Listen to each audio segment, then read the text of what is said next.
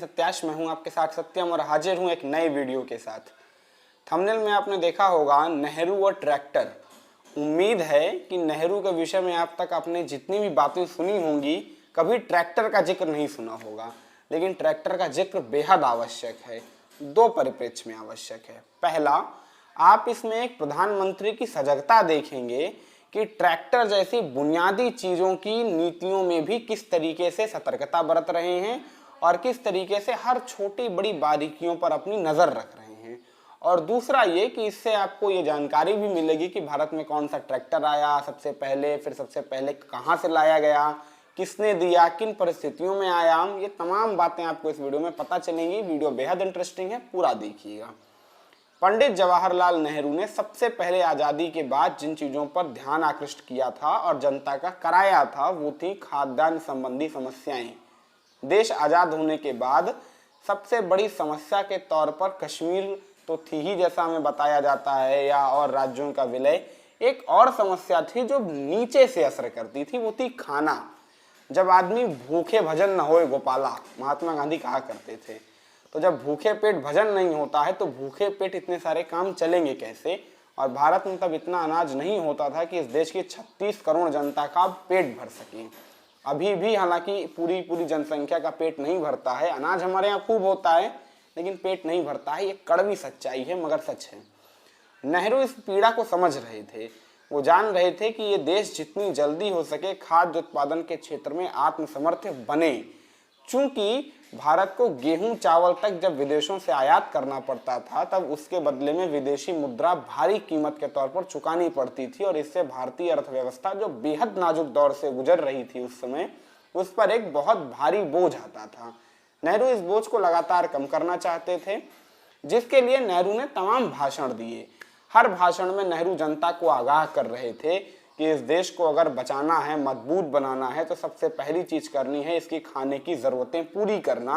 ऐसे में दावतें बंद कर दीजिए, हो सके तो कानूनी गवाह अपराध घोषित कर दीजिए इसे, लेकिन दावतें बंद होनी चाहिए, खाने की बर्बादी ना हो। ज्यादा से ज्यादा आधुनिक तकनीकों के सहारे से खेती करिए जिससे अत्यधिक मात्रा में उपज हो, कम से कम कृषि क्षेत्र के अंतर्गत। आपको जानकर आश्चर्य होगा कि नेहरू इस मसले पर इतने ज्यादा सजग थे कि वे लगातार अपनी भी दावतों में खाना कम करते जा रहे थे। ऐसे में नेहरू का ध्यान एक मुख्य बेसिक आवश्यकता पर गया कि इस देश में अगर कृषि को बढ़ाना है तो सबसे पहले जो चीज आवश्यक है वो है आधुनिक कृषि संसाधन। और ऐसे में उनकी नजर गई ट्रैक्टर पर। क्योंकि सिंधु घाटी सभ्यता से जो कृषि का तरीका है उसमें वही बैल और वही उसके कंधे पे जुहा और उसी के सहारे खेत को जोतना। लेकिन नेहरू जानते थे कि अब इन तरीकों से लाभ नहीं होने वाला है। क्रांतिकारी अगर परिवर्तन करने हैं तो इसके लिए क्रांतिकारी संसाधन आवश्यक है। नेहरू इसके लिए खुद लंदन में सन हेनरी फर्गुसन से मिले। हेनरी फर्गुसन ये वही व्यक्ति थे जिन्होंने फर्गुसन ट्रैक्टर्स बनाए थे और ये वही व्यक्ति थे जिन्होंने कसम खाई थी कि वो खुद के हवाई जहाज से ही जाएंगे। और वो खुद का हवाई जहाज बना के आयरलैंड सबसे पहले गए थे। 1910-12-15 की बात है। नेहरू उनसे मिले, उनसे उनके ट्रैक्टर का मॉडल देखा, सारी बातें समझी। और चूंकि स्वतंत्रता आंदोलन के समय नेहरू ने पूरा भारत भ्रमण किया था, पूरे भारत को नापा था, इसीलिए वो समझ रहे थे कि भारतीय जमीनों को किस तरीके के संसाधन की आवश्यकता है।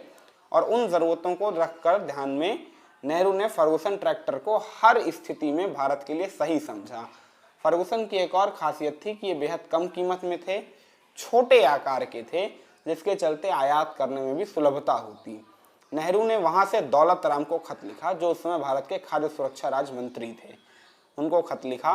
खत में लिख के कहा कि मैंने यहाँ पर फर्गुसन ट्रैक्टर देखे हैं, मुझे ये बेहद अच्छे लगे हैं। 35 से 40 ट्रैक्टर जांच परख के लिए भारत में भिजवाए जाने की व्यवस्था करिए। इसके बाद भी नेहरू तसल्ली से नहीं बैठे। कुछ दिनों के बाद नेहरू ने फिर देखा, जम्मू कश्मीर की यात्रा पर थे और वहीं से उन्होंने खत लिखा दौलत राम को कि जितने भी ट्रैक्टर आए हैं उनमें से 2 ट्रैक्टर कश्मीर भेज दीजिए, क्योंकि कश्मीर भेजने में बेहद आसानी भी है, क्योंकि कश्मीर कम दूरी पर है। और दूसरी बात, कश्मीर में अगर 2 ट्रैक्टर आ जाते हैं तो यहाँ पर खेती बहुत उन्नत किस्म की हो सकती है, ऐसा लोग कह रहे हैं। नेहरू इसके बाद भी लगातार सजगता बरत रहे थे। वे जान रहे थे कि ऐसी चीज़ों में थोड़ी बहुत ही लोग खोटी कमाई कर सकते हैं। ऐसे में नेहरू ने दौलत राम को फिर कुछ दिनों के बाद खत लिखा कि मुझे पता चला है कि उत्तर प्रदेश में एक व्यक्ति लंदन गए हुए हैं बहुत महंगे महंगे ट्रैक्टर खरीदने। आखिर इतने महंगे ट्रैक्टरों की क्या आवश्यकता है? भारत की ज़मीनी आवश्यकता को पूरी करने के लिए फर्गुसन ट्रैक्टर पर्याप्त है और वो काफ़ी सस्ते हैं। तो ऐसे में उनके स्थान पर महंगे ट्रैक्टर क्यों खरीदे जाएं? सोचिए, एक प्रधानमंत्री इन तमाम बातों पर नज़र रख रहा है, और वो भी तब जब इस देश में विभाजन के बाद के दंगे, इस देश में राज्यों का विलय, कश्मीर पर पाकिस्तान और यूएन जैसे फ्रंट पर लगातार खेलना, ये तमाम इतने बड़े मुद्दों के बीच भी ट्रैक्टर जैसी मामूली सी बात पर पंडित नेहरू का इस तरह सजग रहना उनकी जिम्मेदारी दिखाता है, उनकी जिम्मेदारी की भावना को प्रदर्शित करता है, और आपको भी इसे समझना चाहिए। इसके बाद फर्गुसन ट्रैक्टर धीरे धीरे धीरे धीरे भारत की बाजारों में आने लगे, और इसी के सहारे भारतीय बाजारों में नए सिरे से आधुनिक कृषि संसाधनों की एक नई बहार आई, और जिसके चलते हरित क्रांति आने वाले भविष्य में संभव हो सकी। हालांकि नेहरू ने जो टारगेट 1952 का रखा था कि 1952 के बाद उन्हें विदेशों से आयात नहीं करना पड़ेगा, वो टारगेट तो पूरा नहीं हो पाया, जिसके लिए नेहरू को बहुत धक्का भी लगा था। लेकिन नेहरू ने हार नहीं मानी थी, और उसके बाद भी नेहरू ने क्या, इस देश ने हार नहीं मानी थी। इस देश की हर जनता उस मिशन में पूरी तरह से संलग्न थी, पूरी तरह से मेहनतकश थी, और भारतीय किसानों ने वो करिश्मा कर दिखाया था जब महज 15 बरस के अंदर अंदर हिंदुस्तान में हरित क्रांति आ गई थी, और भारत पूरी तरह से खाने भोजन को लेकर आत्मसमर्थ हुआ था। और आज स्थिति ये है कि अगर हमारे यहाँ का फूड स्टोरेज सिस्टम अच्छा हो, मैं दावे के साथ कह सकता हूँ, अगर भारत का फूड स्टोरेज सिस्टम अच्छा हो तो हिंदुस्तान दुनिया की तमाम फसलों में नंबर 1 पर आ सकता है। इसलिए चूंकि हमारे यहाँ का फूड स्टोरेज सिस्टम की जो चेन है वो फेल है, फूड स्टोरेज सिस्टम की हालत खराब रहती है, लाखों टन प्याज से लेकर गेहूं तक की बर्बादी के फुटेज, तस्वीरें हर साल हम देखते हैं। ऐसे में भी सरकारों की नींद नहीं खुलती है।